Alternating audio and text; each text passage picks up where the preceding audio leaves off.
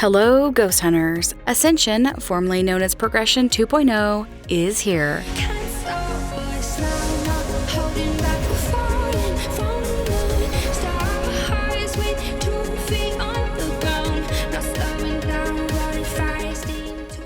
Let's take a quick look at these changes. For most of us, the main focus of this update is leveling and tiered equipment. The first time you log in, you'll have the opportunity to create your legacy badge. This is not a badge that will show up on the menu screens, but rather a small badge on your arm that will display your level.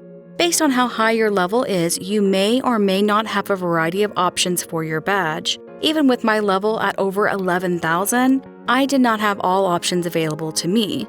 Once you've chosen your badge, there is no going back, so choose carefully. The more important badge that shows up on the player screen can be edited to your liking. Most of us will be starting out at Prestige Level 1, which, while it may unlock all of the locations and difficulties for us, it certainly doesn't unlock the equipment for us. You'll be leveling to earn those items. So let's talk about leveling for a minute. My teammate and I decided to attempt the weekly challenge, which is available to you, again, even if you did it prior to the update. Now, a word of warning here. There have been many reports that this challenge is bugged, and reporting that you got your ghost type wrong, even when you've collected evidence or seen traits of a certain type of ghost. I personally experienced this twice, and chalked it up to not reading equipment correctly. Second warning on this, even after I successfully completed the challenge, it labeled my character as a hacker. No worries, nothing came of this, and reloading the lobby seemed to fix the issue. But if you're just starting out, I'd guess you'd gain somewhere around 5 to 10 levels from doing the challenge, 5,000 in cash, and a wealth of experience with many of the Tier 1 equipment. Okay, now for that equipment. It's confusing, right? If you purchase the equipment yourself, you can always read how to use the items in the shop. A good example of this is the Spirit Box, which works differently than the previous versions.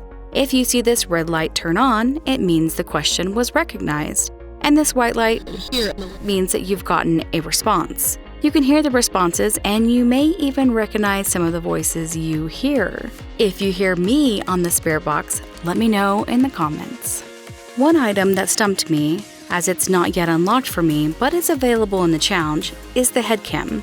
My teammate and I both faithfully took Headcams for each hunt, but then when trying to watch them in the van, we couldn't find them anywhere.